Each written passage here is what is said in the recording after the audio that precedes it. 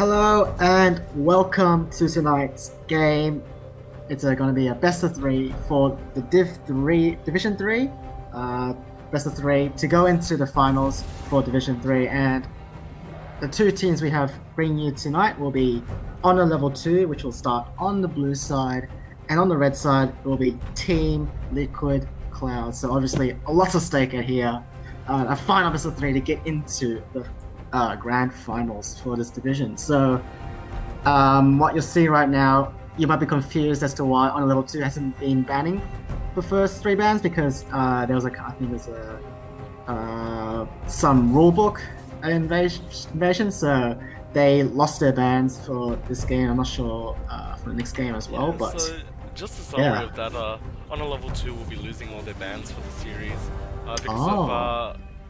because of the fact that they're fielding an unregistered sub for this series.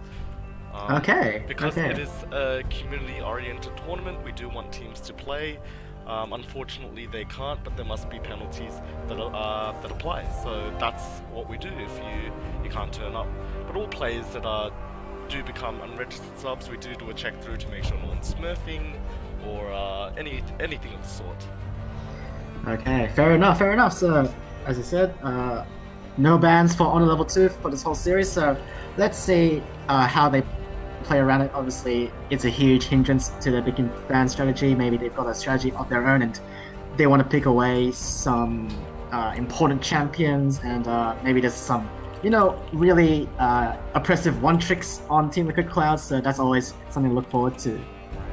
So going into the first few picks, we have Lucian first pick for Honor Level 2, and then Team Liquid Cloud going with Darius and Jarvan, just two very strong bruisers in the jungle and top lane. And we'll see what H Level 2 goes with next.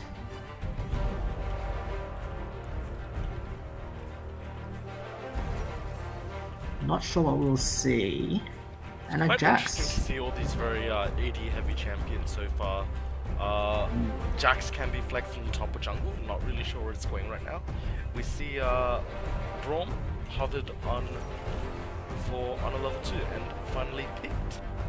So that's a Lucian Braum bot lane. One of the I'd say one of the stronger bot lanes in this game. Yeah, definitely. Obviously, we know of Lucian's double auto attack that can proc Braum's Winter's Bite really quickly, and that just gives him a lot of 2v2 power. And obviously, Jax is able to, if he goes top or jungle, it doesn't really matter because he scales equally as well with the available items that he can purchase. So going into the late game, they do have that fallback potential on the Jax split push if they need to, and then obviously TLC finishes out phase 1 with a Rise. So a very solid mid laner. No huge counter pick potential against Rise, just something that's that can lane very easily, very comfortably, and can scale into the late game. We got a Morgana ban for some reason.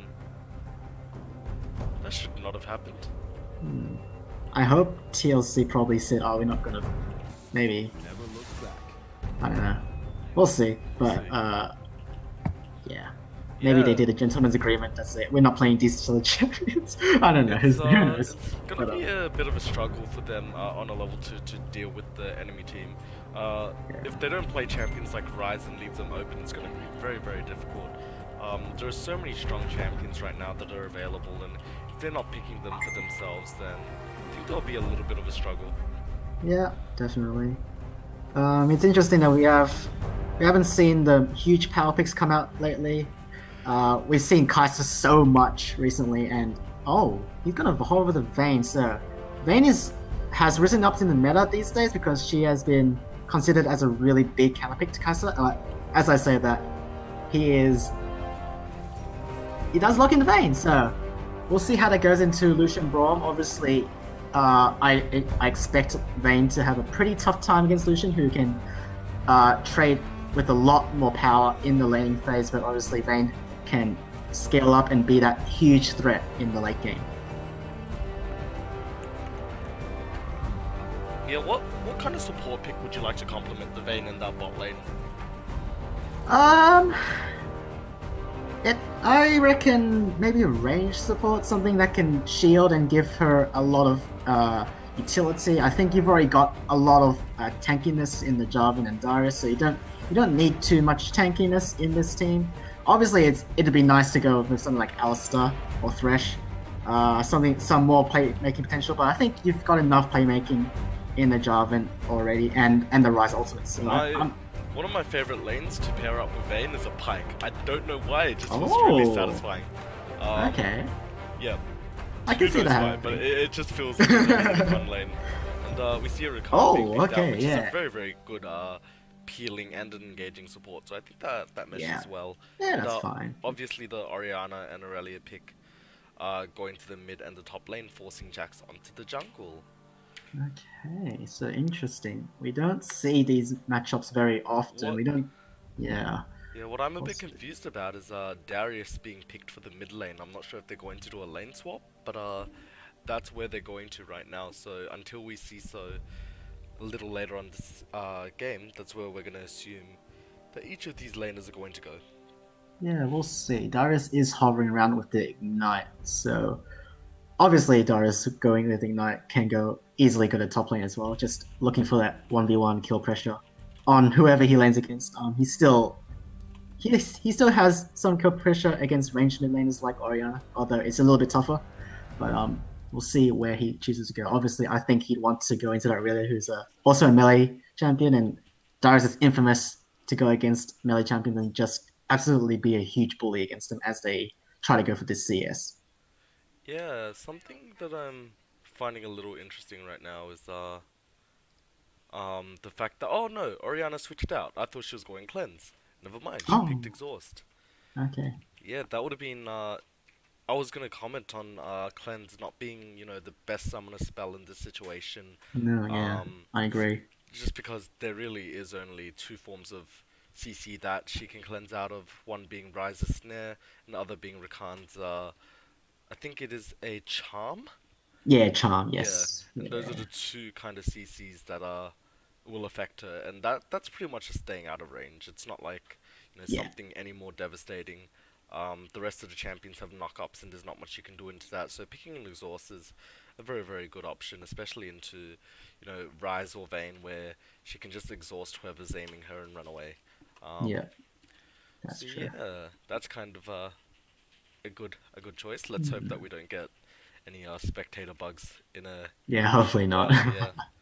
Yeah, that has happened quite a bit often lately. But So what are your predictions so far? I think you know some of these names around being Monash focused teams. Do you have any idea or any I do recognize some names from Honor Level 2.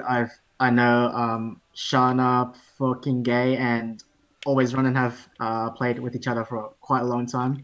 I think I've seen them in a couple of other previous tournaments, so they're pretty comfortable with each other. I'm not sure how. I think is Crazy B the unregistered sub? Yeah, I think Crazy B is the unregistered sub, and Palladium is can't remember his other sub. Oh, TSM, I'm a cutie pie. Oh, okay. Yes, So he name changed him. Okay, yeah.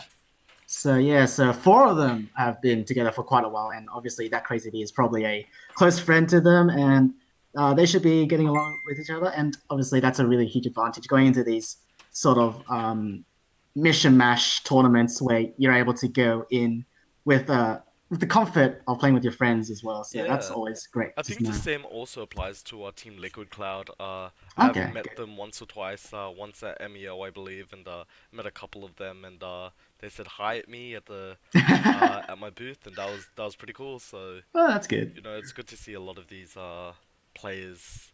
Yeah, definitely. Friends outside of the game as well, and yeah, it's a very, very positive thing to see. But aside from talking about friendship and all that magic, it's gonna be a very, very interesting game. I think what I'd like to see is a couple lane swaps with the mid and top lane. Everything else is I'd say pretty close to being even. Bot lane probably edges it out a little more, but we just gotta wait and see to see how well they play as a team. The junglers are gonna be have a huge role this game, more so than other games, with how kind of balanced the teams are. Yeah, that's definitely true. And yeah, going into this game, I don't really have a favor who will edge out. I think both team comps are pretty solid. There's no real X factor. I guess Vayne is an X factor, but even then, it's not like a out of the world pick these days. It's still a relatively meta pick, and we know what Vayne can do. If she gets to those late game team fights, she can really pop off, and we'll see how they do it.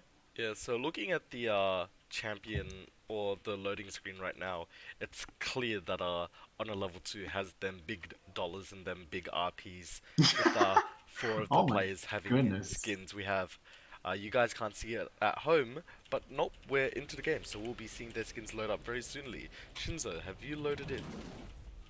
Still loading the particles. We'll see. Alright, let's pause on 5 seconds and we'll go from there. Okay.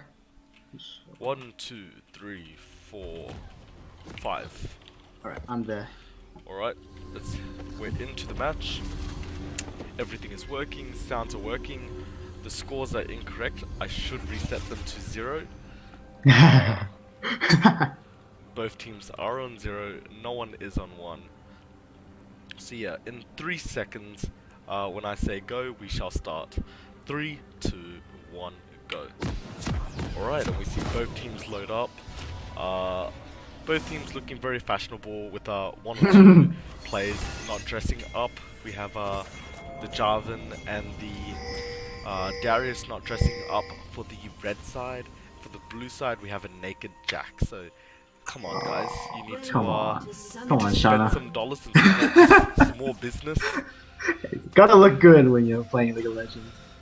I mean, that's what playing this tournament is for. They get a bit of RP, so at this point they've already secured themselves some RP. It's just how much they're gonna get.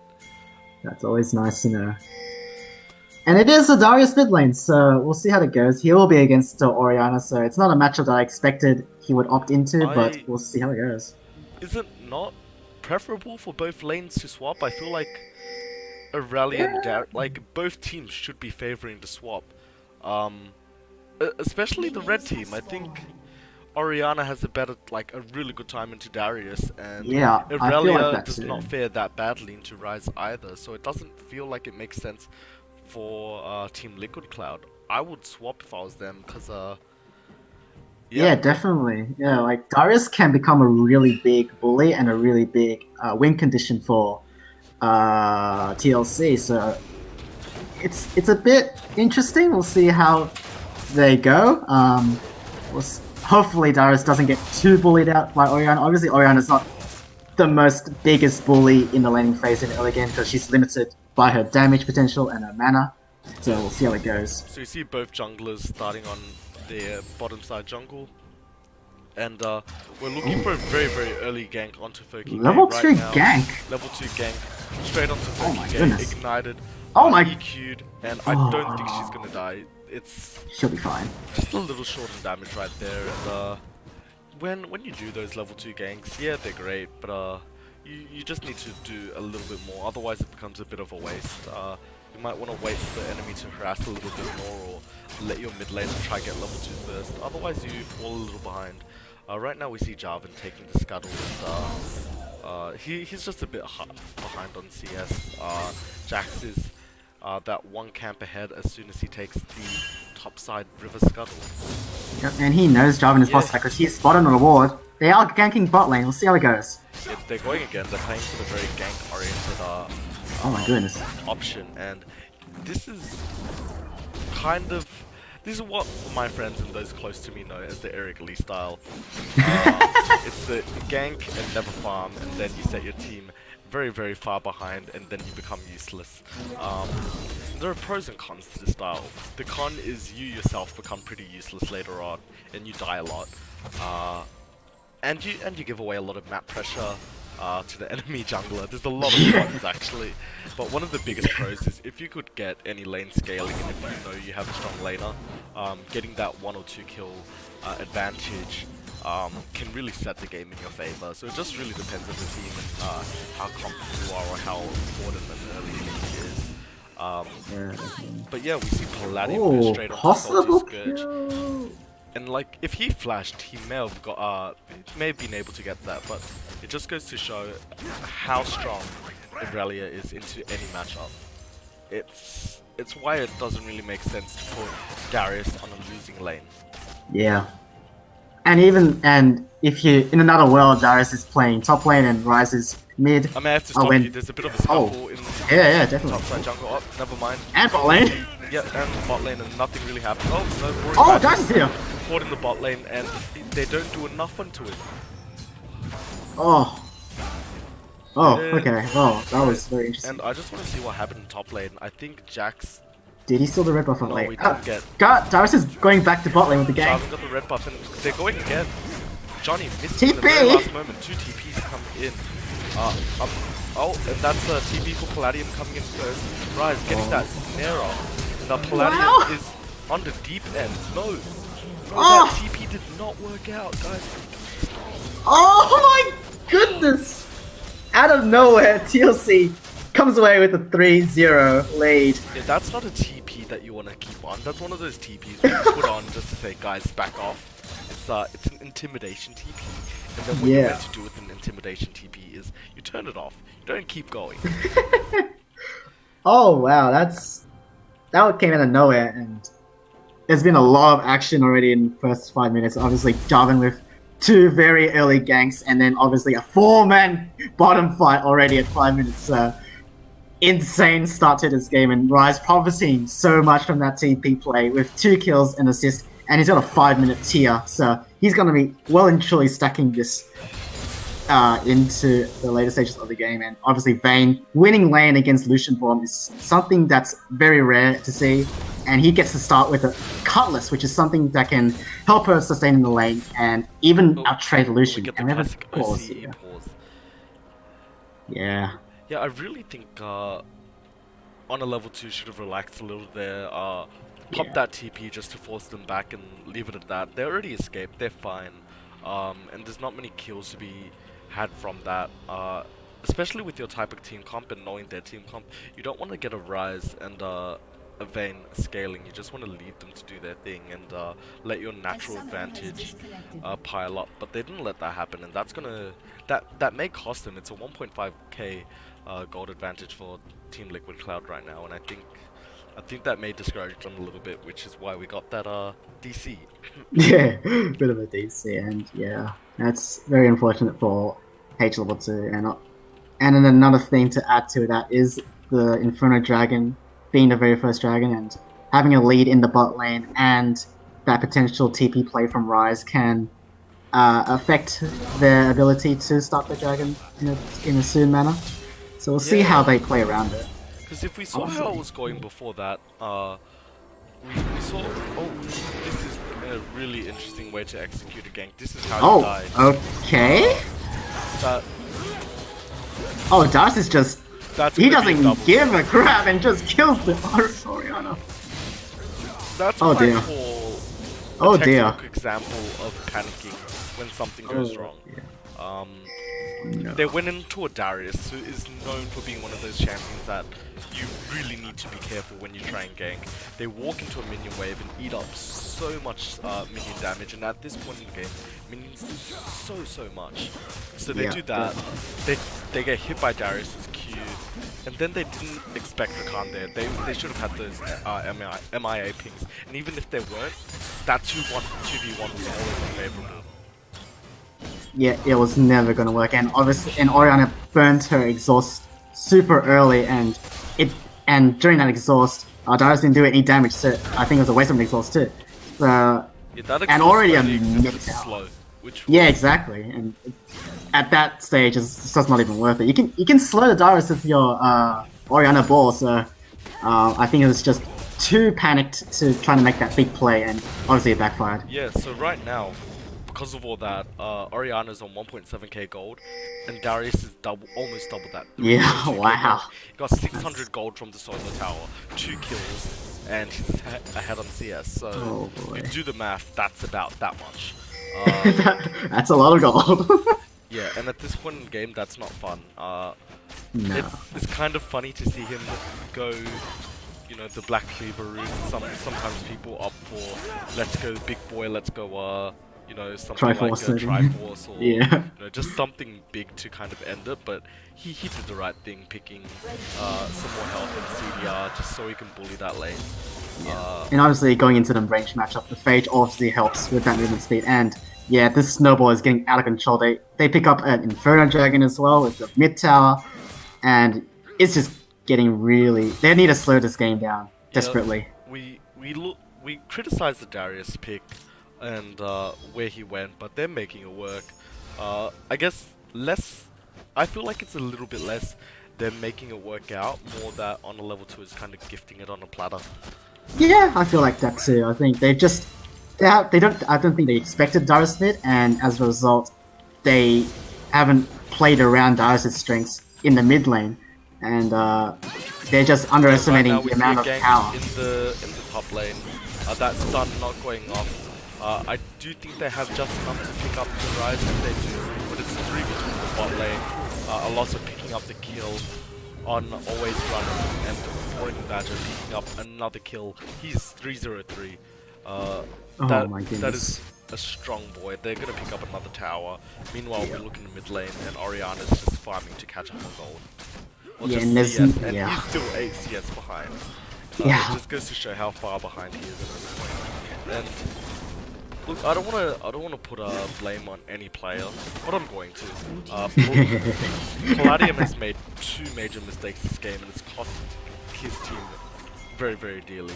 The gank on the bot lane not cancelling TP, it may not be him, the team may have called for him to continue to go, but that was one major mistake that swung a lot of gold to the enemy team.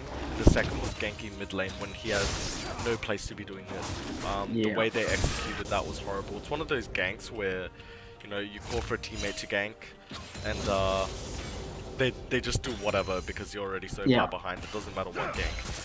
It's like a spite gank.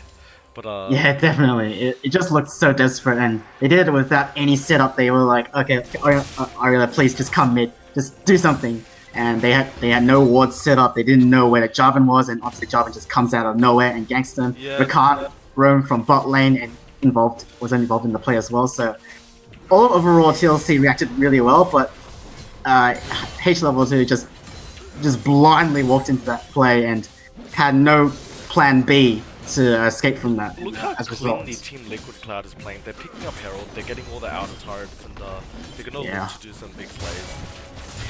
Yeah, they've been really proactive with their objective control. They're not just staying in lane, they're just going around.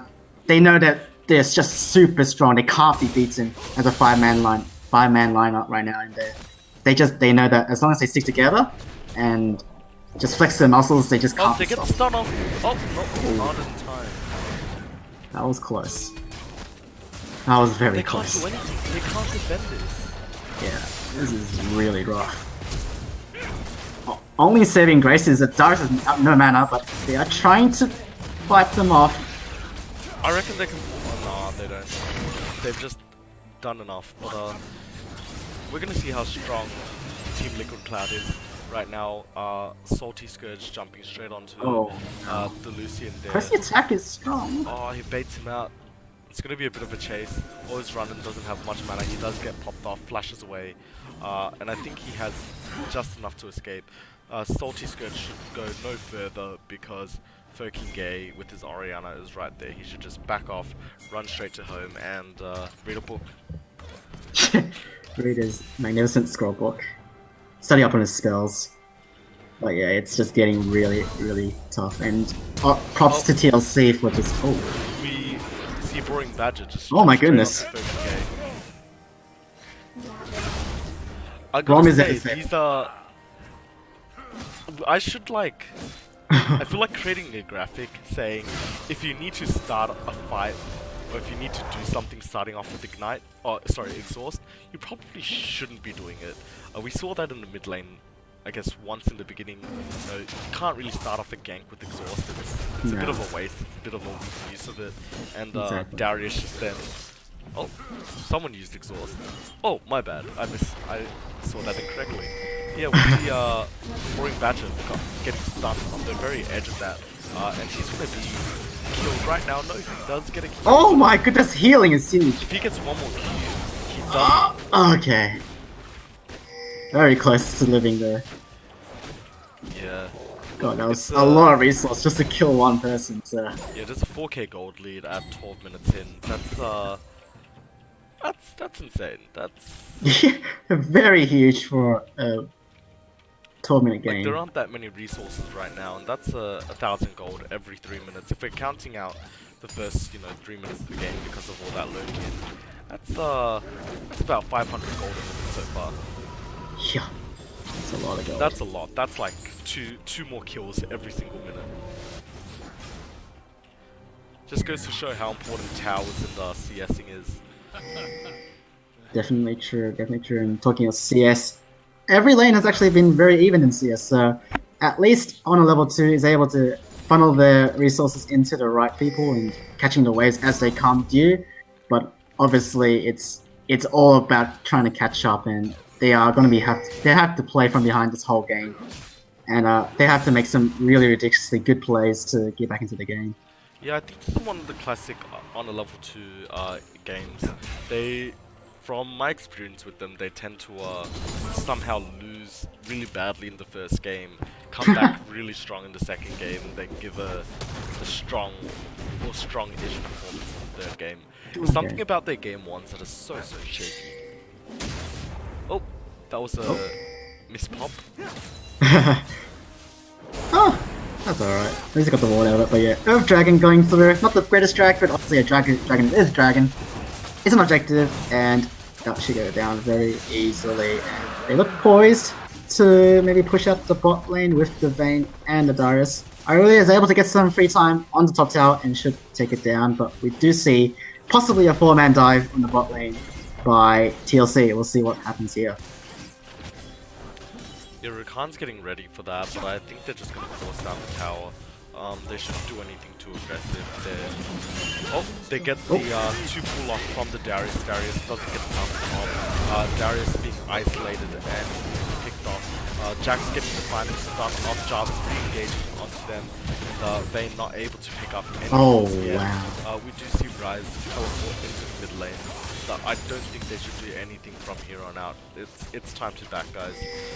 Orianna is on the side looking to do something special, but Polaris is top lane right now, and she's just preparing to chip away at the tower, or actually opting to steal away some camps. No, just backing. Maybe the okay. That's unfortunate. He didn't sense the red buff was up, but yeah. Darius has to be careful here because he doesn't have any escapes. He didn't have flash there. If you get tagged by Braum's concussive blows, just a couple of autos just stunned on the tower, and we get the Jarvan knockup on 3 people right there. Palladium is able to get a stun off on one person, just FR71 right there, and Ryze gets his snare off on Lucian, re-engages on ultimate, pulse shockwave pops off on Alogra. Johnny jumps in and back out. Palladium getting no kills. Does manage to damage everyone, but his Tiamat not doing nowhere near enough. I feel like there's a big overestimation of Palladium's damage in this game. It's the second time I think he's gone in 1v3 on kind of champions at 1/4, 1/5 health, thinking he can get everyone, not targeting correctly. Just if you want to go in, just go for the one. You can't get everyone at once, and even then, it is not a good decision to be going in 1v3. Not with your damage output right now. All you really have is, let's look at those stats right now. That's not I can't much. get up the stats. I don't know why. I'll just click on her. That's 130, which really isn't that much. If we no, it's definitely not. And I'm surprised that Oh, boring budget. It's a little bit.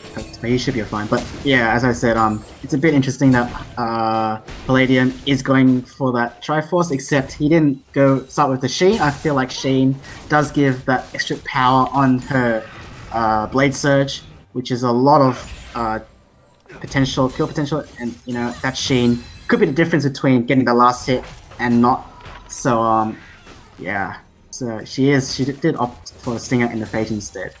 But maybe that's just a something to try and deal with the Rise a little bit more effectively. Yeah, who knows why they picked that, but something I'd like to know right now is that Darius, since getting his big advantage in the mid lane, has died twice for nothing really. I think he's being a little too over-jealous. He's 3-2-3 right now, and without... I guess with all the minions being pushed the other way, he's gonna be struggle to farm. We see almost everyone on a level 2 ahead on CS, and that's something that Team LiquidCloud needs to be wary of. We see Jax jump straight onto Salty Scourge right now, and I'm not sure if they're gonna engage. They're just saying, "Back off, get out of my jungle." Yeah, nothing will come out of that. But yeah, all this bit of time. I was able to give on a level 2 some time to farm. Oriana's finally catched up on CS. Oh, he's running, jumps onto Salty Scourge, he gets off the kill. Wow! That was quick. That was a nice play from Lucian there. Yeah, despite being, you know, well, frankly, quite far behind compared to Vayne, he still does a lot of damage just with his Bork. Being able, and he procced that extremely well. He got everything as expected, or as he should have, and didn't waste any time to delete Salty Scourge at all. Yeah, and I think it just feels like Team LiquidCloud, despite having their big gold lead, it feels like they're a bit lost. I don't really know what they're trying to do. They did want to take it down towers, but without any towers being easy to take, they're just kind of lost. And now's kind of the time where you have to decide, okay, let's all group up, or let's do a bit of a split push. Let's 1-3-1, or let's go 1-4, deny vision, take away camps, and wait for them to come out. We just gotta make sure that, you know, we're not over engaging or in a place where we shouldn't be. Boring Badger does go for the pool, but he misses. It is quite a short range pool. If you are in that position, then you know you should be pulled. Yeah, definitely, and yeah, as you said, I think it feels like TLC now that they've taken like so many objectives, they don't know which objective to go for next, and they're just running around headlessly trying to figure out what to do. And maybe the next dragon will come up and give them something to focus on. And obviously the Baron is up right now, so maybe that's another objective that TLC could look to take away. Shanna trying to get a 1v1 trade here. Oh, that's a lot of damage. He gets away. Oh, gets away. What they really need to do is, you know, they are putting down vision, but it is disappearing very quickly. You need to you actually need to protect your vision as well. Palladium is getting Salty Scourge does get away. I'm not sure if they're able to catch up. There really isn't an option to snipe him or assassinate him. And he goes off running away. Yeah, and again, near death for the Rise. Yeah, Boring Badger may die again. He's just kind of mispositioned really. Oh no, he's gonna get stunned here, yeah. Oh, Jarvan jumps in and doesn't really get anyone in that process. Shanna does come off the Jack stun. Knock up does hit one Christmas trees all on their own. Oh! Johnny jumps in and does get a 2-man snare. Shockwave going in on one. Oh and no. That trap is not good. And this is kind of where on a level 2 is at their strongest, where they can team fight and play it as a team. They played that perfectly. Being that far behind, they haven't caught up too much. They've lessened the gap to about 2k at this point, which is halving their gold lead. And if we saw how like Team LiquidCloud played with a big gold lead, and now with the lesser gold lead, it just feels like the momentum is swinging completely opposite. On a level 2 would have had a good grasp of what Team LiquidCloud can and cannot do. What it looks like they can't do right now is close games or start Yeah, and to be fair, it is difficult to close a game. It's not like solo queue where your enemy team is just mindlessly like feeding their asses off and just giving you the game. It's in a competitive level. Your enemies are going to be gripped up. They're going to be controlling the vision as best they can. They're not going to run off on that by themselves and give you free kills. So ending games in this sort of manner is actually quite difficult. So I get that TLC is struggling in that sense, and it does happen to the best of us. But in the end, like there are times where you have to realize that you just have to calm down your aggression and make sure that your plays are calculated and they have a benefit to every single move that you make. So we'll see what they do here. They are looking to poise for this Baron, which is something that they can focus on and something that's a really big win condition that they could use. So we'll see what happens. I really is off split pushing in the bot lane. They do start the Baron. Yeah, they do start it. It's actually a very dangerous thing to do, considering the team comp of on a level 2. They can get a 3, 4, 5-man wombo combo, and that's something that we're going to do very quickly, but we can't jump into it. Palladium does chuck out the ultimate as well, and it's kind of a whitewash Baron, so it's going to down on everyone. Who knows who's going to win off the point. It looks like on level 2 does win the fight.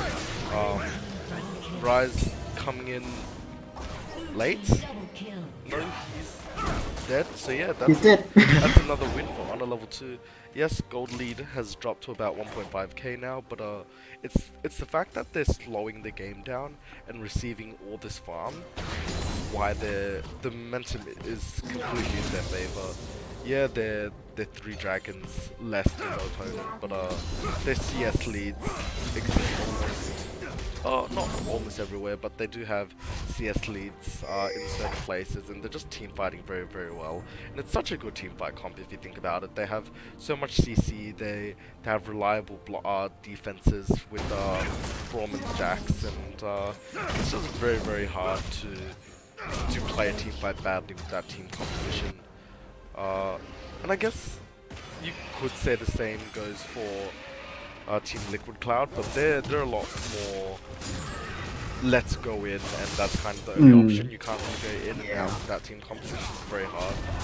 And it kind of feels like it's up to Vayne to do well, and it's kind of really, really prominent considering Rise is the only kind of ranged option, and his range isn't really that big, and Darius isn't building like a tank, so they're gonna get shredded. Yeah, as you said, Vayne is that constant danger, but it's so hard for a team to peel off this many amount of backline access. Jax with the counter strike and the leap strike. I really obviously with the blade surges and a huge ultimate that disarms people from the auto attacks, and obviously Orianna is such a constant threat with her shockwave and Braum's AoE ultimate. So there's a lot of things for the Vayne to take into account. If she gets hit by one skill shot, it's very likely that she just gets collapsed on by the whole enemy team and just gets destroyed. And it's something that the team of TLC has to be wary of and try to help out this Vayne peel away. And as they do that, they do start the Baron once again, except Mission Braum, Jax are still... Yeah, we got the Vayne. They do peel off it this time, so that's good for them. But yeah, they're trying to desperately go for this Baron, but they're not having the right setup. They're not setting up the waves perfectly. They're not having the right vision control. And as a result, they just want to push the lane out, try and get some vision into the blue side. But they are looking to maybe just set up the dragon that's coming up in the next 25 seconds. I definitely feel like the problem is for Team LiquidCloud right now is that on the map there isn't any clear option other than Baron for them to get. Everything, whatever lane they go to, they're met with a brick wall of 3, 4, 5 people, and they can't engage any further. And the way on level 2 is responding, Team LiquidCloud is responding is by playing around the dragon or the Baron objective. And this is going to be a team fight that I think determines the rest of the game. Yeah, and a big dragon too is an Inferno dragon, so... Both teams can win out the fight, it just depends on how well they execute. Engineer does go up and ultimates come out everywhere. Everyone's trapped in this pool of mess. And Team LiquidCloud does win out 4-0. Vayne is untouched. 4-1. Rise ultimate does come through, and they're chasing Lucian. Lucian's gonna get caught up there.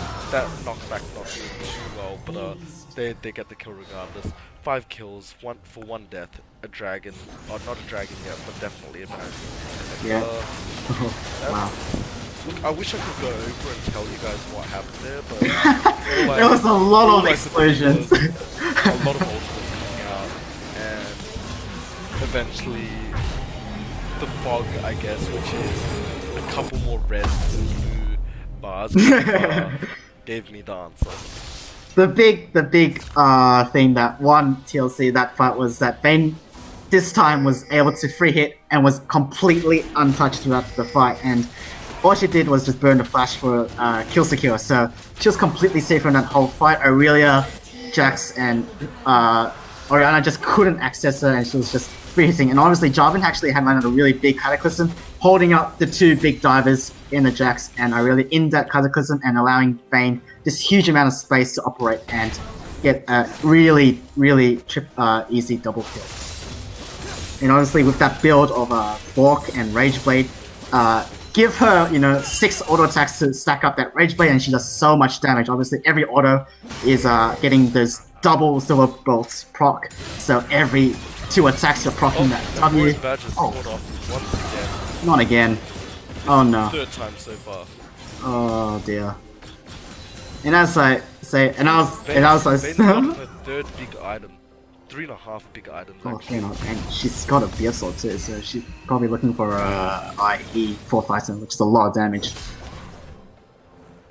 That's unfortunate that Darius goes down, because that's a lot of tempo. TLC not giving up that fight. They are looking to push the mid lane, but we'll see. Maybe a fight will brew? No, I think it's alright.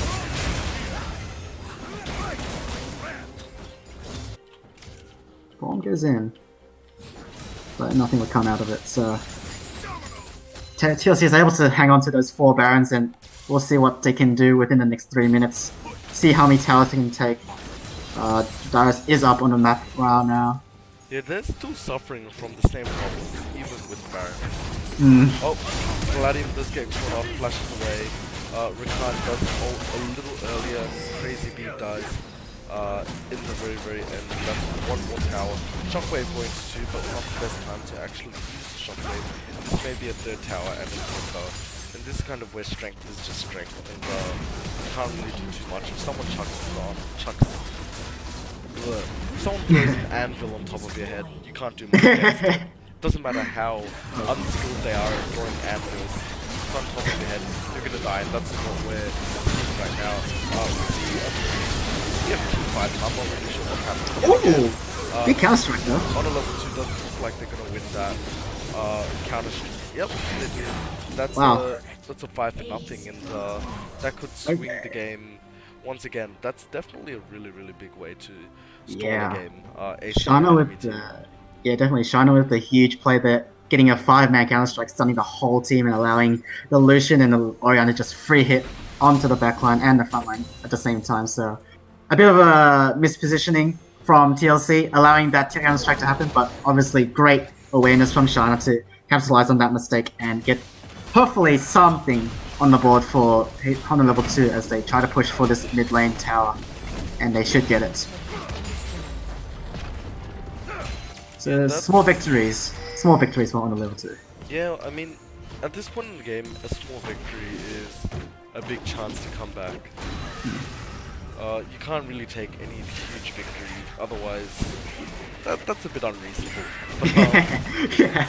Look, it's really interesting to see that Darius has gone on to be 558. His gold advantage pretty much diminished, and it feels like it's become a game of really.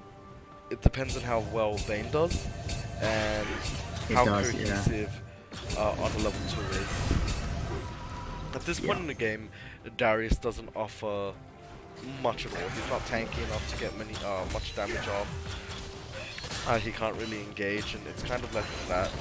Jarvan still has a big opportunity to help his team out with his EQ and Cataclysm and so does Rise with his ultimate and any of his snares. So it really is a waiting game.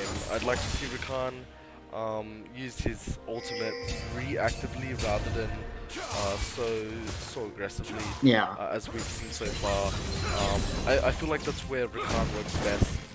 If you can, it's really if you can ult straight onto them with someone in your teammate providing a lot of support, or you use it reactively supporting your team, and that might work better considering how so much of their resources is focused on Vayne.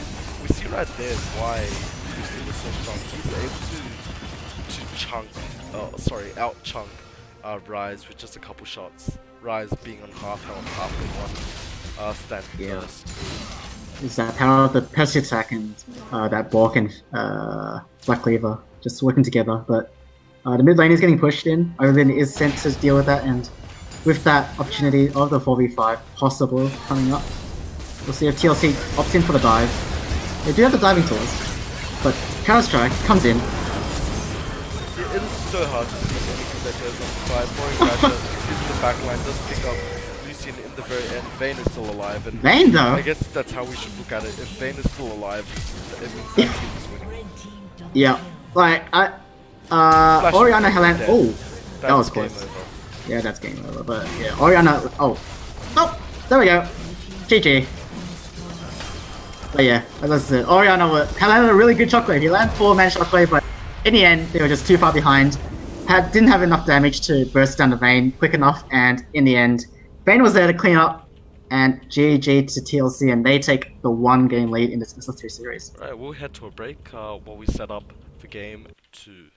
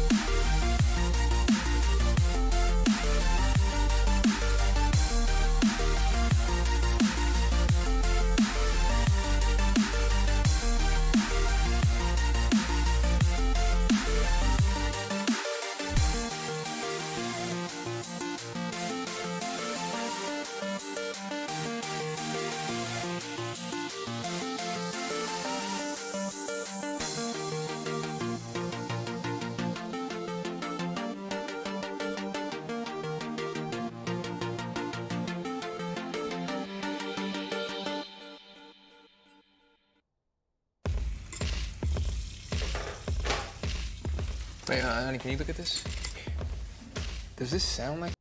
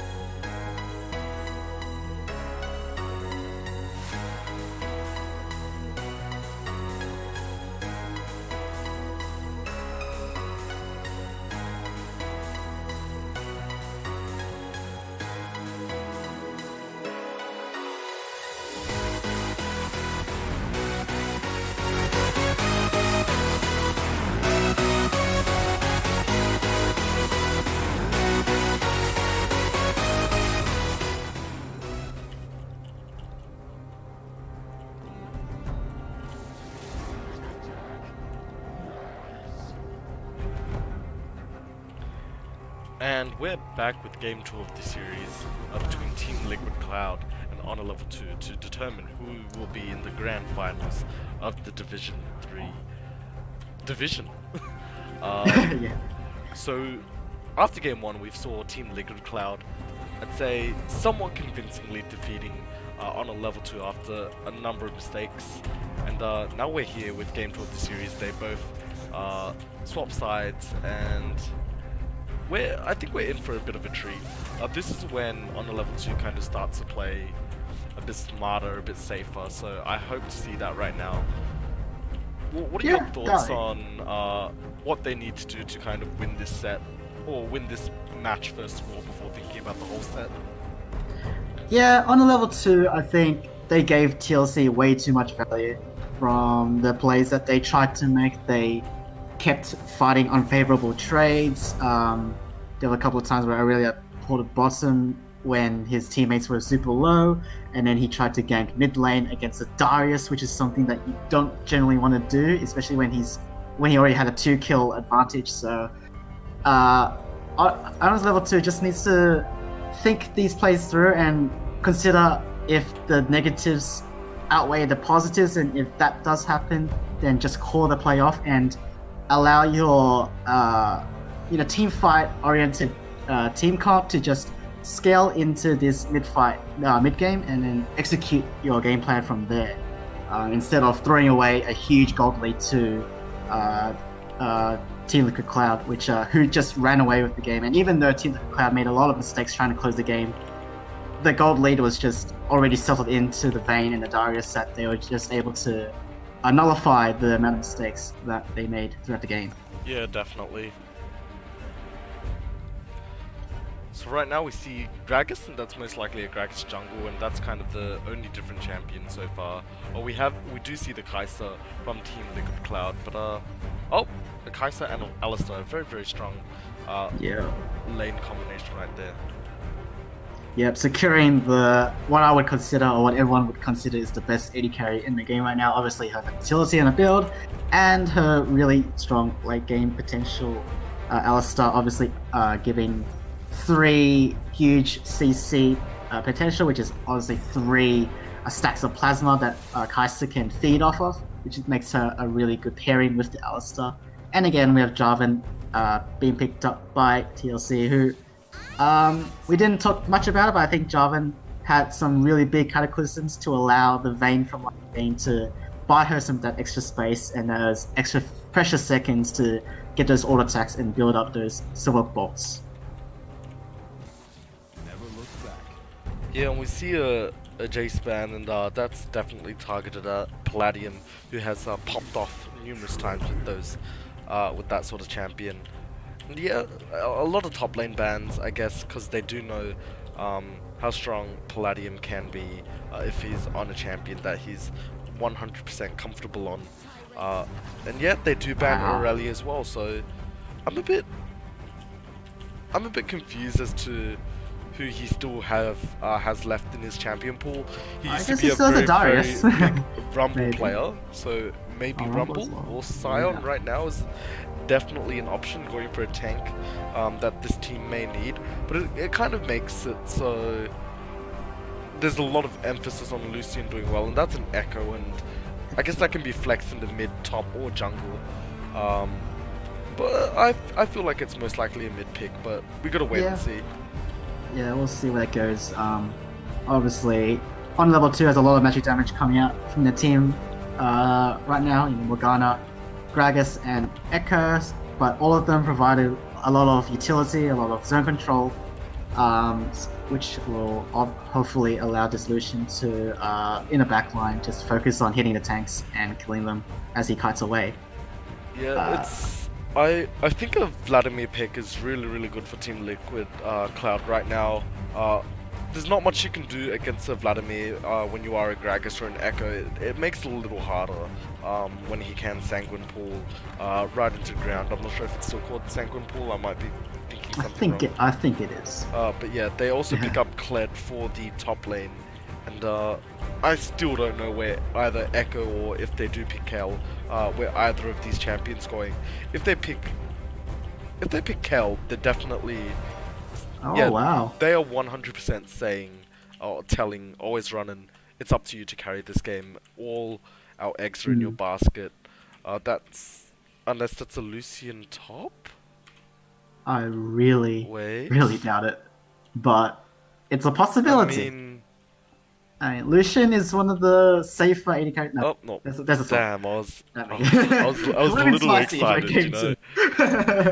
Well, yeah, we would have expected Lucian to go in, and obviously Lucian is a really good pick against Kai'Sa, and obviously Morgana is a really good pick against the Alistar.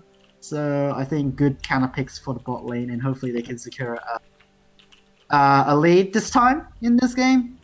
Because the Vayne in the last game did get quite a bit ahead too soon, and she just got her items way too quickly for them to deal with. Yeah, I think they drafted a comp that pretty much tells Palladium to relax. There's very little you can do as a Kayle that can completely screw you up. The aim of the game as Kayle is to kind of sit back and whack, and protect your teammate or yourself when need be. So, you know, they've drafted a comp that's very safe. You know, Kayle has that ultimate, Gragas has a lot of regen, tankiness, and escapability, and Echo has his ultimate. He's just a slimy, slippery snake.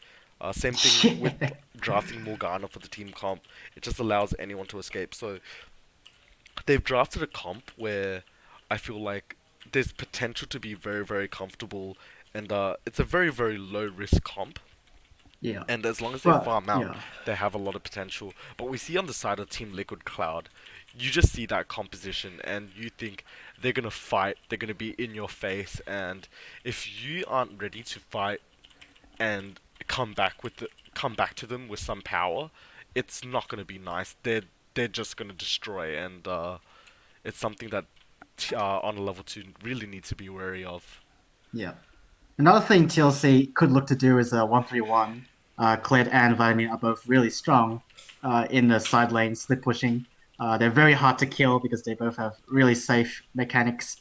Obviously, with the Sanguine pull from Vladimir, and obviously Kled has hers mount that gives him an extra health bar, and obviously his ultimate that allows him to just run away very safely. So that threat is a possibility for Honor level 2 to have to maybe consider dealing with.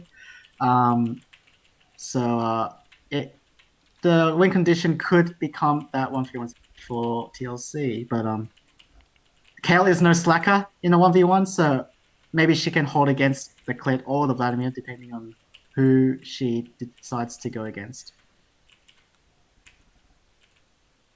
But the one thing that does worry me from Honor Level 2 is that they don't have that much reliable engage in a late game. If it comes to that, I mean, Gragas generally requires an extremely good cast, and that just relies on a pure mechanical skill. And if you want a safer way to engage, you need to body slam flash, and that's waiting for every 5 minutes for that flash cooldown to be up.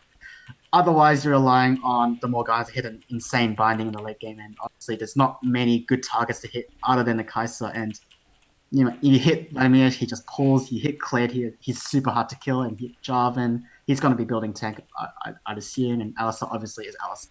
So in the late game, Honor Level 2 could have some troubles finding these ways to finish up the game, but they do have a lot of resources to get early game leads, especially in the bot and the mid lane. So we'll see how they can operate in the early game. Yeah, like although hard CC is really good to have, it's not necessarily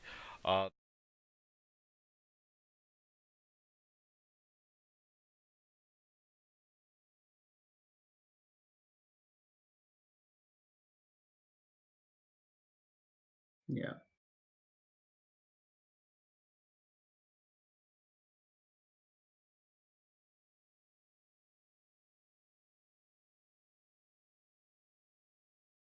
Yeah.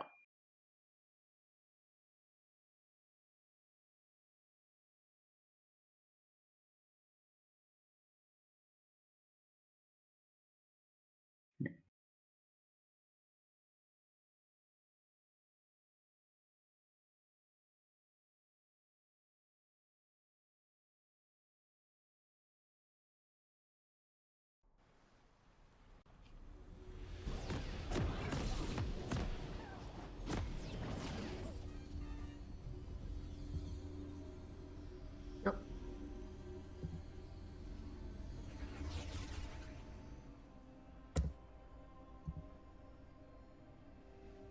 Okay, just 1 second. So loading the particles.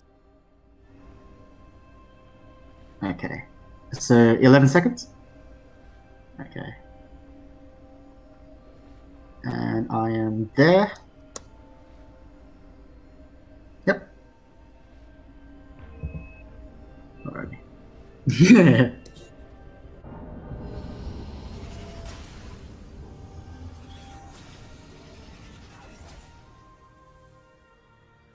Oh! Welcome to Summoner's Rift.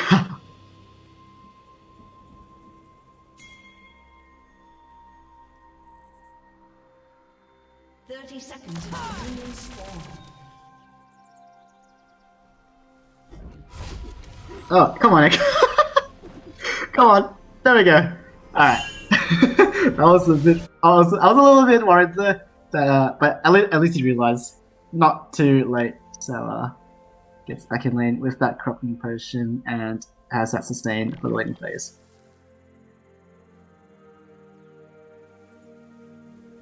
Minions have spawned.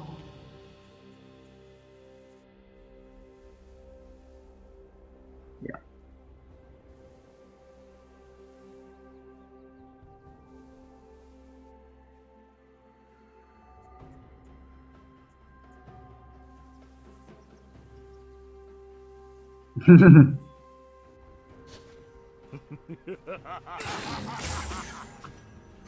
Yeah.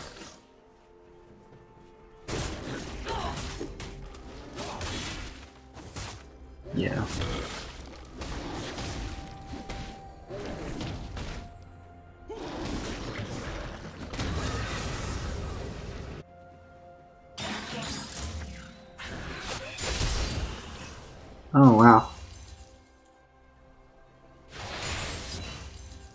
Yeah, and that's the second time he's done. He did that in game 1. Forced a flash really early on, so he does it again. So maybe that will spell more danger for the Echo coming forward. But the two junglers might meet at the scuttle at the top side. They both have red buffs, so it could be a close fight between the two. I think Jarvan got that one. Jarvan did get that one. Jarvan is very aggressive, looking for a top life, but gets spotted out and Kale is safe.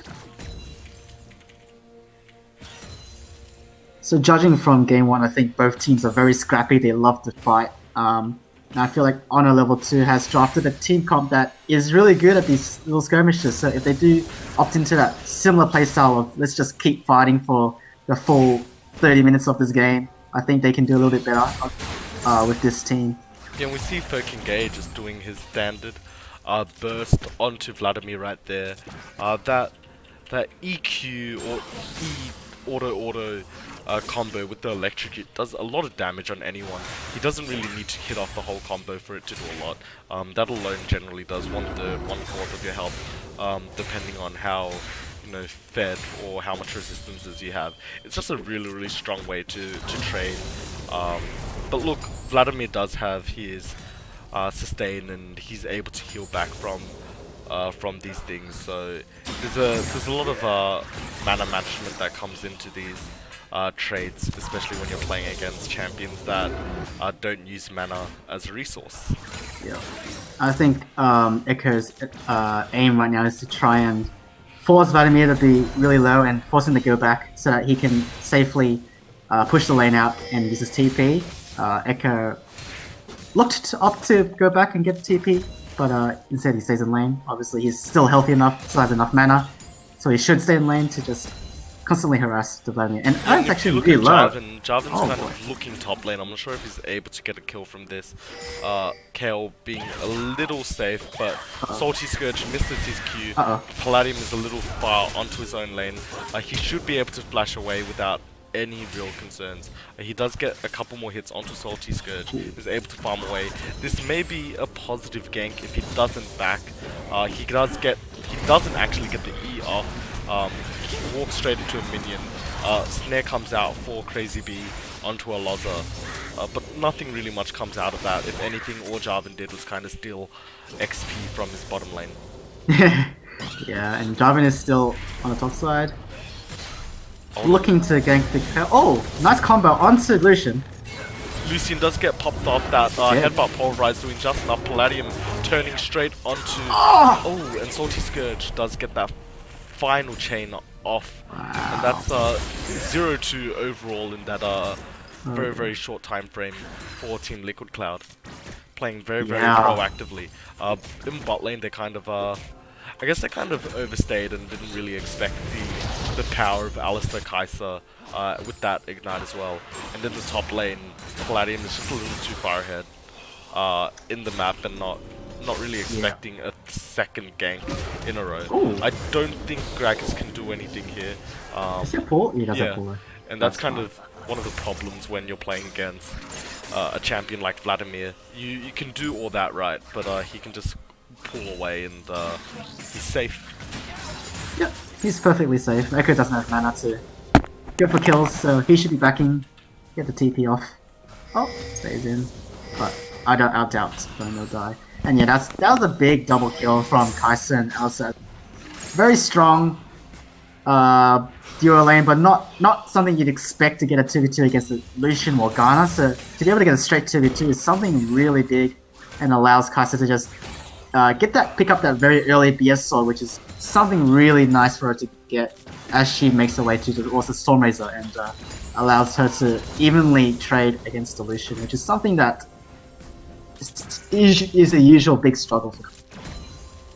Yeah, we do see right now it's Gragas is 3 camps ahead of the Jarvan right now, and that's a bit peculiar considering. Yeah, that's very interesting. I guess both jungles I feel like ganked roughly the same amount, so it's just about optimizing right here their paths and how much camps they do actually take.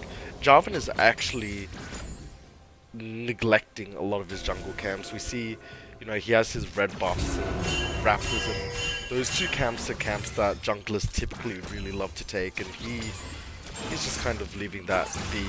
Boring Badger getting popped. Oh my, that was close. And that right there is why I like to see Echoes with Ignite rather than Teleport. I agree. I feel like not having that Ignite is just loses out on that extra kill potential.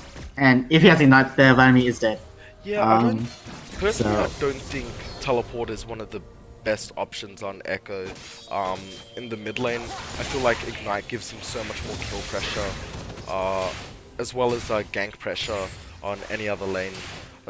Echo generally does get to lane really fast. He does have good sustain and is able to push up waves, which is why he doesn't really need to take the teleport. He's able to, you know, force the waves back, and then walk up, losing at maximum one wave. So teleport is generally a wasted spell, especially because he isn't using it offensively. He's using it just to get back to lane. So that's just kind of, you know, it comes down to his personal preference, but we've seen him lose a lot of kill pressure because of using teleport instead of Ignite. And unfortunately, it's not an option where he can use Spellbook instead of Electrocute. Electrocute is just so powerful, and Morgana uses the shield onto herself, and she does get an two-man ultimate. Right now we see Palladium engaged on by SR71, Kled completely going the wrong way, but he's getting that 1v1 off, and he's not able to do anything. But Always Runner does die in this 2v3 fight. Crazy B flashing away. A lot of resources are being used in the bot lane for Here comes Echo. And yeah, Echo's walking down, and 2 kills go to Gragas. They really should have gave that to Echo. Yeah, if Echo runs the full length of the map, just reward him for a kill. And as a result, Echo loses out on maybe 2 waves of CS, and Vladimir just stays in there and says, thanks. I get to back on my very first back with a really nice buy. Yeah, Echo's really far behind in CS right now, and it didn't really feel like much until right now. It's 12 CS, so that's 2 full waves, and that's a fair bit for a mid laner. Yeah, and wow, I just realized Vladimir has not backed all game. No, he hasn't. He has not yet backed, and that's after Echo's teleport as well. So he is being a little bit greedy, but he has felt no pressure to back at the moment, which is fine. I don't think he's expecting too much action in the mid lane in terms of kills against this Echo. So the further we get into this game, I really question why Honor Level 2 has gone for the option to put a lot of resources or champion picks into protecting the Lucian. Not to bag out the player or the champion, but when you want to get a champion ahead, you either, or when you do pick a composition to protect an ADC, you either make sure you go get those ganks and you do them properly to get him ahead, or you just let him farm. And they're kind of not doing either. All these ganks have ruined the CS waves, and they've actually made Aloza a lot stronger than Lucian. So it's a bit disappointing to see that all those resources going to waste, but it may be something that is still very, very strong in the late game. We see Echo and Kale go straight onto the Kale right now, and we also got a fight in the bottom lane. I Love Shana does pop the ultimate off just on one person. Aloza does get so many of her hits off. Crazy B does go down to Aloza. Aloza getting 1 kill there, then Jarvan getting the second. That's a 2 for 0 in the bot lane, and a gank on the mid lane amounts to nothing. Kale and Echo kind of wasting their time to try and force a very, very strong Vladimir off. He already has his Hextech Protobelt. When you look at Echo, he only has his Hextech Revolver, which is absolutely nothing. Very different. Wow, and this is really looking really well for a bot lane that's supposedly to specifically counter the Alistar and Kai'Sa lane. They fall behind, but 27 CS is down 3 kills to none. Looking very rough for this Lucian, who is supposed to be this early game to mid game bully. Oh, and and we see Palladium trading with Salty Scourge right now. Nothing really comes of it, but yep, it's a bit of fun to see. Both mid laners now have their Hextech Proto Belt. What I don't really understand, or I'm not really used to, is the Predator on the Vladimir. Is that something that's being picked in standard play right now, or is this kind of a personal choice? I have seen it a lot in solo queue. I know that when Vladimirs go with that Predator, they like to make these... Oh my goodness, that's a lot of damage. But yeah, as I say that... goes into the flash. I don't think this is gonna amount to anything. Lucian is here though, but Vladimir should be safe. Goes to flash. This is what we're saying before in the previous match. When you go too hard on something, you generally don't get it. You want to wait for the enemy to overextend or misplay for you to take advantage of that. When you're forcing something, it doesn't usually work out well because the enemy team is already prepared for you to force something.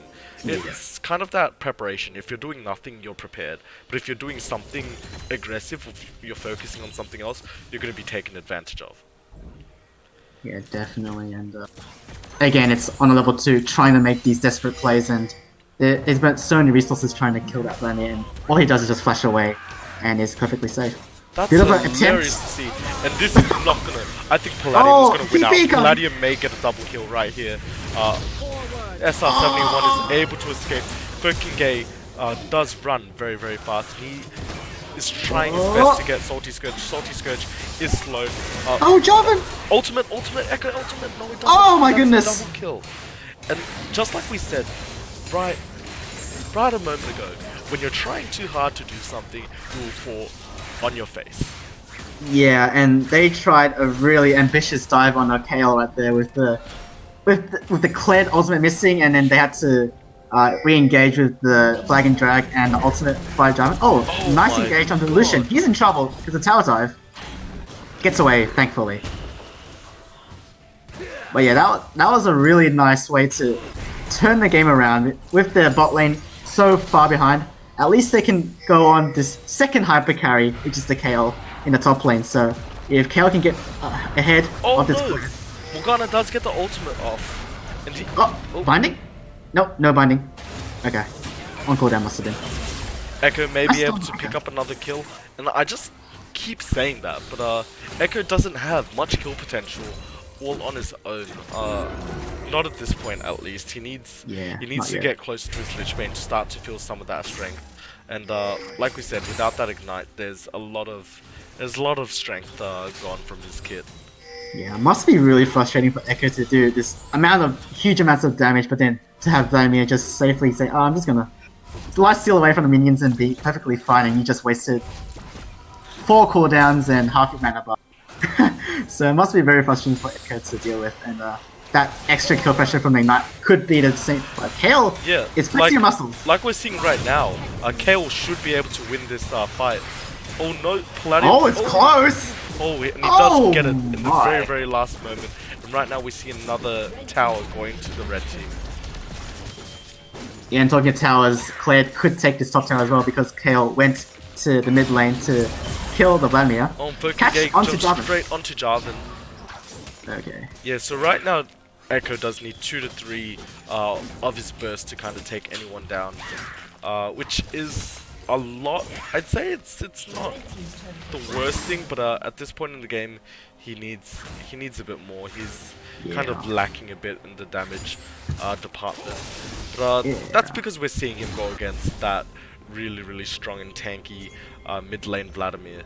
We might see the damage be very, very different on a champion like Kai'Sa. So we just gotta wait to see when he does gank or when there is a team fight, and we'll see how he optimizes his decisions.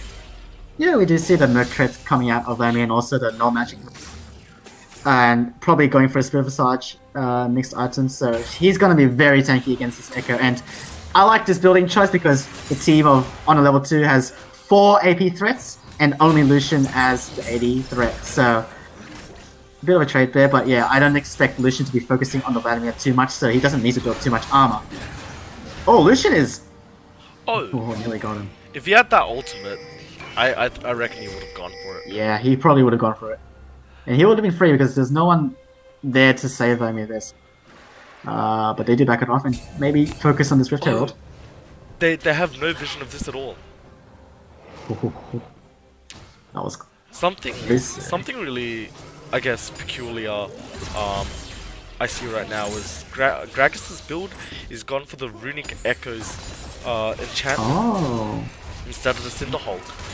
And it's not the worst option, it's just that there's so much value in the Cinder Hulk, especially when you are looking to play a tank. You don't really need that extra damage when, you know, you're focused on supporting your ADC and mid laner.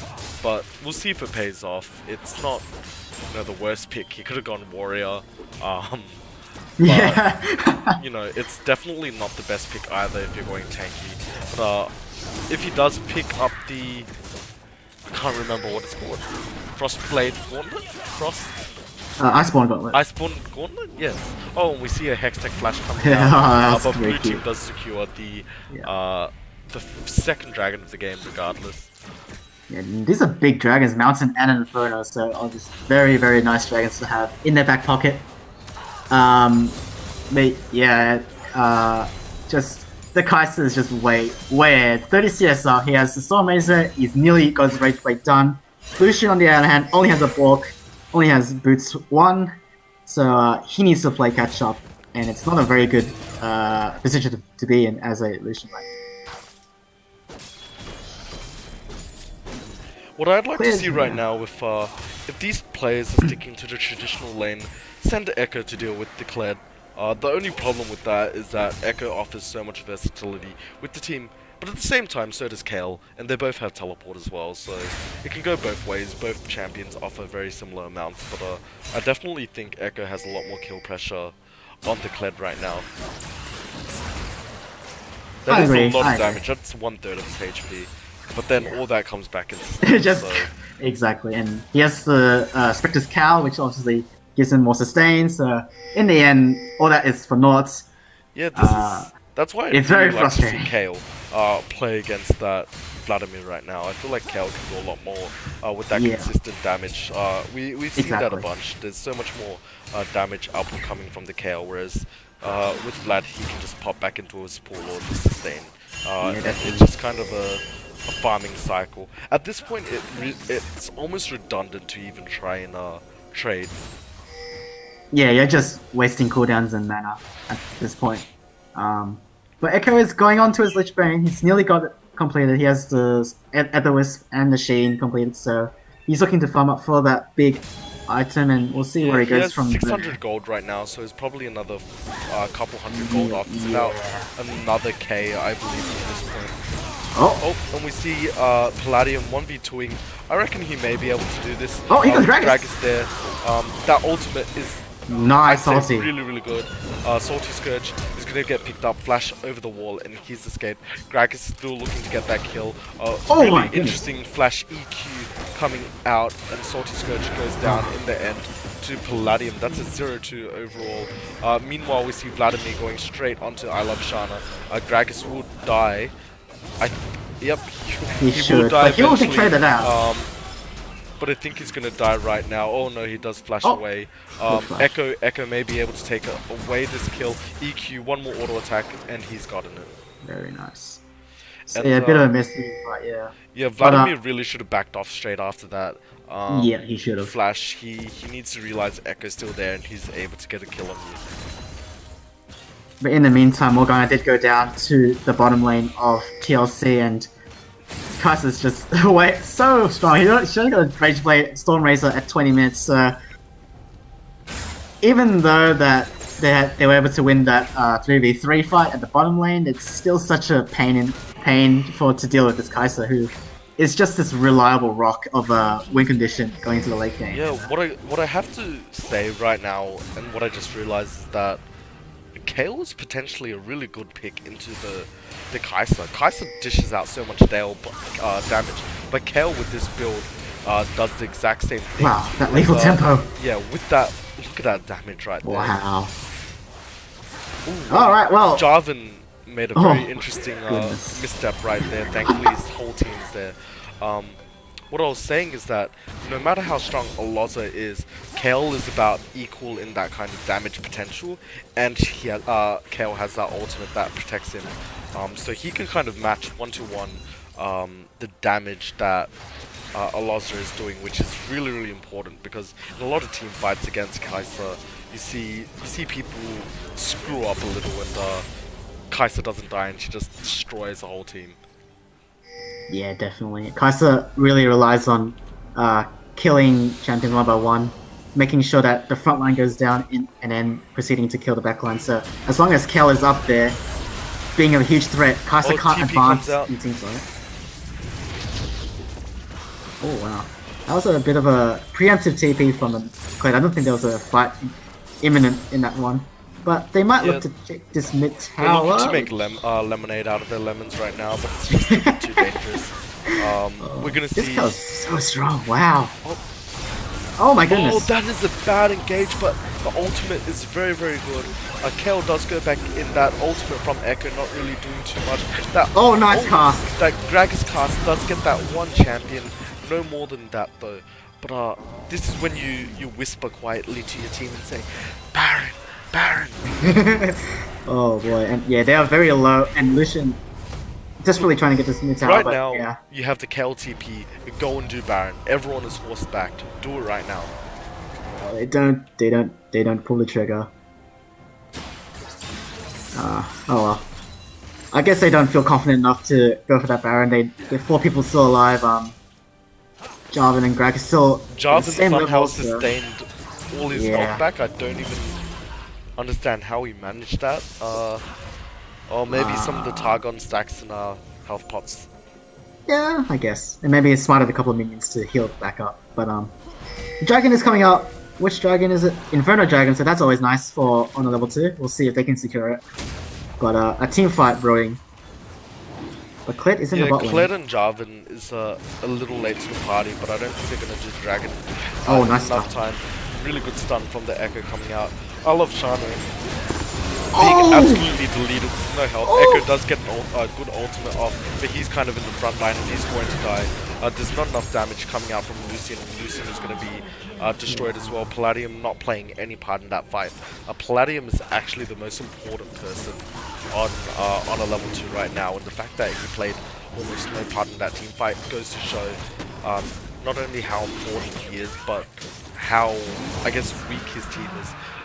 We see the build coming out from Gragas, not to be rude, it is a very, very bad build. It doesn't really offer him much. He doesn't need to do damage and is not tanky enough to survive anything, so Jarvan popped him with just having, with only that black cleaver thing. Exactly. I really think this is really dangerous. Like, what we're going to see right now is Kale doing all his damage, and if Kale was in that team fight, it would have been a completely different story. Oh my goodness, the damage from Kale. He's just 1v4 in this one. With a bit of help from Moon. Oh my goodness, he's so strong with that red buff. That's the point. If Kale was there, or if Kale was stuck to the fight, he would have been able to do so much. Get that Q off, that slow is going to go off on 2 people. Palladium jumps on, and now you can Baron, guys. They're trying to kill this Jarvan. He still lives, but this is where you just pull off, take the Baron, but yeah, no. And that's what I was saying. That's how strong Kale is. Kale actually had those Winso stacks, which is why Kale eventually did win that little trade. But Aloza unfortunately going down just because those stacks weren't charged up. She only got 3 or 4 hits in before we got to that point. Yeah. Thankfully, Jarvan was able to survive, and Kale had to just unfortunately had to die there, so they couldn't take the Baron because they just didn't have that amount of DPS to get that Baron. Now we're completely even up on gold, so it's an even yet again, but it just depends on how well. Oh my! Jarvan goes in once again. Gragas does ult SR71 just to the wall, but yeah, I'm not really sure what comes with this. Kled is ulti to chase. There is. You're dead. She's stalling. It's fine. That's their plan. I think at this point either team can try for Baron right now. They would see Kale come. Oh, sorry, not either team, but Team LiquidCloud should try for Baron. They do see Kale in the bottom lane. He does have teleport and. He needs to TP now. I'm gonna give her up. Yeah, they did get that Baron. They pulled the trigger. They know that they were low. They couldn't go in, and if they did, even if they did lose Baron, it'll cost their lives. So yeah, very very smart play overall.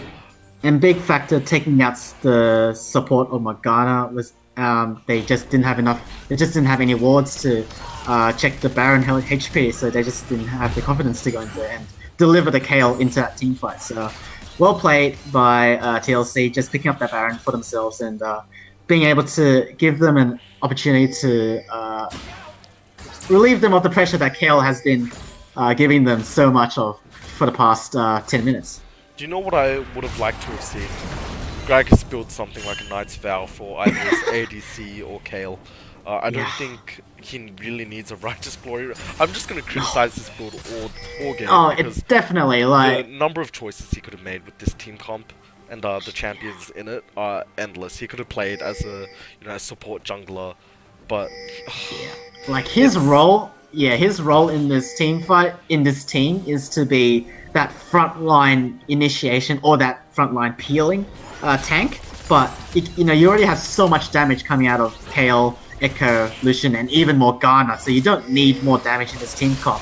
What you need is a bit of tankiness, and no one else on this team is going to build tanky other than Gragas. So him going with the first of the Runic Echo, so he's losing out on about like 600 HP, and then going with I think it's a Righteous Glory, so you're not getting any armor or magic resistance, so he's really squishy. Even though it looks like he's healthy, he's just gonna get one shot by Kai'Sa. Yeah, he doesn't have enough resistances either. There's just so much gold value lost from picking Runic Echoes instead of Cinder Hulk.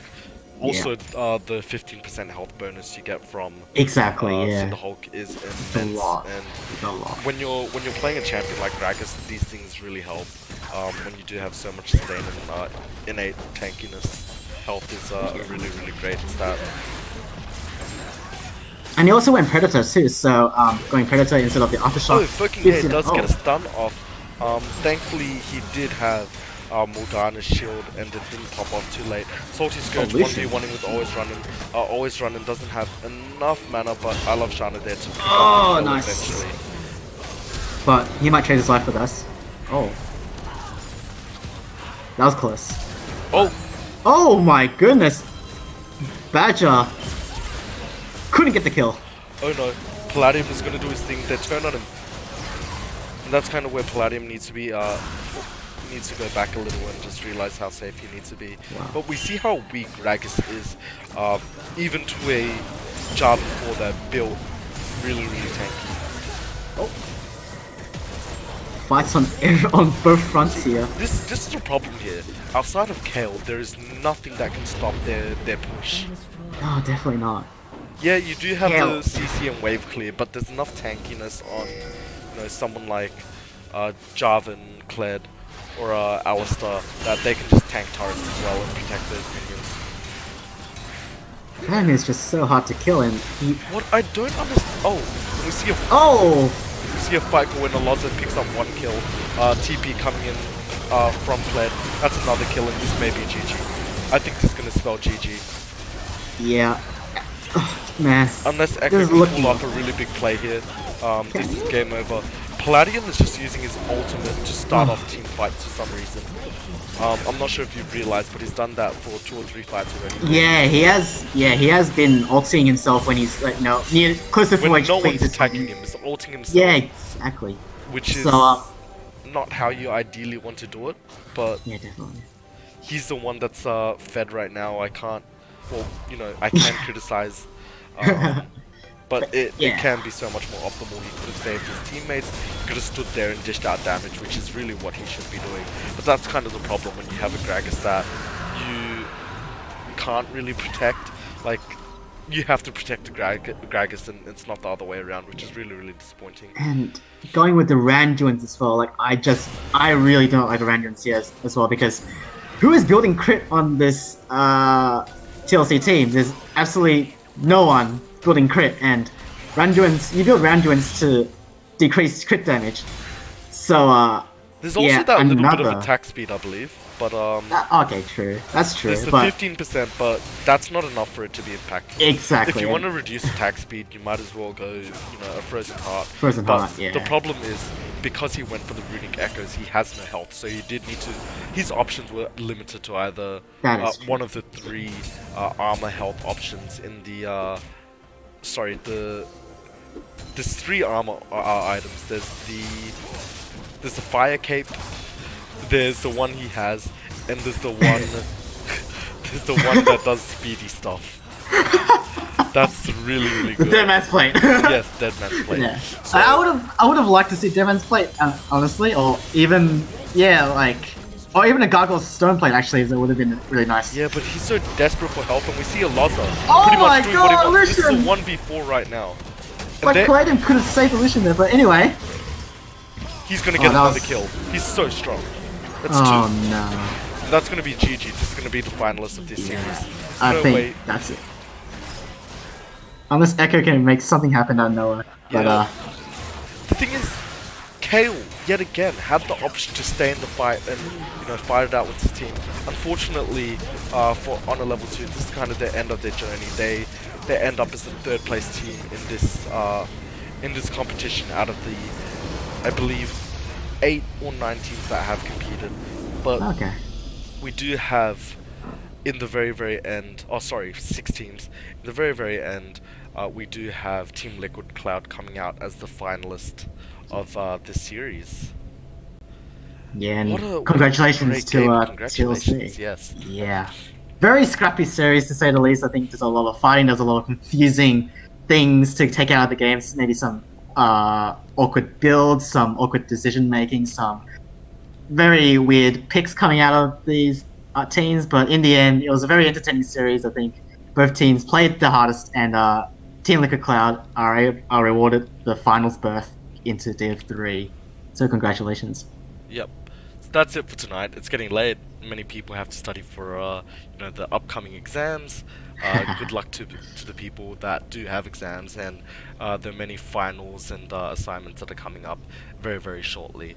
I believe I need to sleep soon and get ready for uni as well. And many of you viewers at home do need to as well. So GG, no re, get some sleep, all that good stuff. This is Aries signing out. You should sign out too. Oh, and this is Shinzo signing out. Yeah, we're cool kids. Alright. Alright. See you guys. See ya.